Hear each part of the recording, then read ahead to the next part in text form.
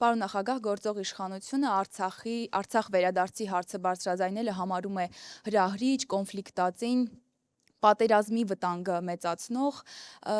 դուք Արցախից եք, ես եւ Նինան ենք մեկ էլ այստեղ Արցախից, հիմա քանի, այսպես ասած, արցախցիներով հավաքվել ենք, այն էլ Արցախին այսքան մոտ,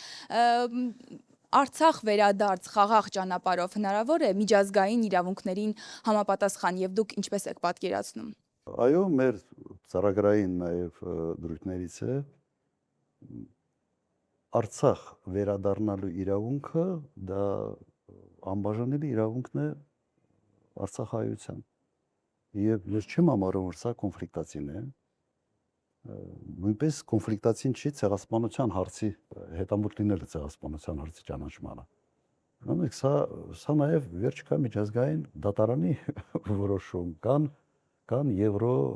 դատարանի հայտարարությունները այդ հարցի վերաբերյալ։ Չեմ կարծում, որ դա կոնֆլիկտացին է, հակառակը դա բանակցային գործընթացում որոշակի դիրքերի ամրացում է Հայաստանի կողմից։ Այո, հնարավոր է։ Այս պահին ռեալ է թե ոչ, երևի ռեալ չի այս պահին։ Խոսքը պետք է գնա երաշխավորված վերադարձի մասին։ Անվտանգ ավելի ճիշտ ձևակերպում մտամ անվտանգ վերադարձի մասին, այո, ռեալ է։ Եվ դժվար է դրա դեմ պայքարել իրականում։ Օրինակ Ադրբեջանի համար շատ դժվար է լինում, ինքը պետք է հիմնավորի թե ինչու։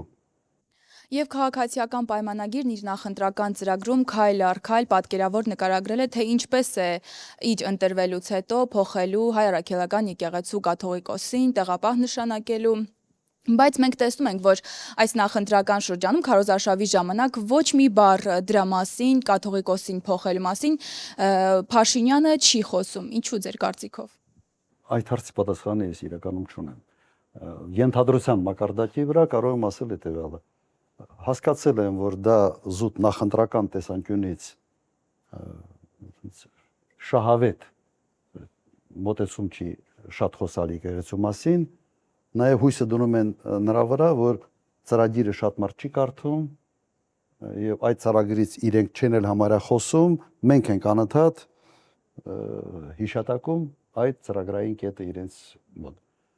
Թե ինչի են գրել այնուամենայնիվ ծրագրի մեջ, կարծում եմ սա ինչ որտեղից հրանք են ստացել, որովհետեւ ուրիշ ողջամիտ ռացիոնալ բացատրություն այստեղ ես չեմ տեսնում։ Ինչ որ մեկին փորձում են համոզել, որ ինչ որ բան անելու են հայ առաքելական եկեղեցու դեմ։ Հիշեցնեմ, հարձակումը սկսեցին, երբ վեապարը Արցախի հարցի վերաբերյալ դրսում Շվեյցարիայում եթե չեմ սխալվում, համապատասխան մեծ ժողովի ժամանակ ուղղակի հնչեցրեց։ Ուրեմն ինքը մի կողմից դա շատ հրապարակային չի ուզում դարձնի, որ նախընտրական, այսպես ասենք, տրամադրությունների վրա չազդի, բայց ծրագրում գրել են որ ցույց տալու համար, որ գիտեք, ես այնուամենայնիվ իմ ծրագրում սա կա։ Ուրիշ բացատրություն այդ չկա։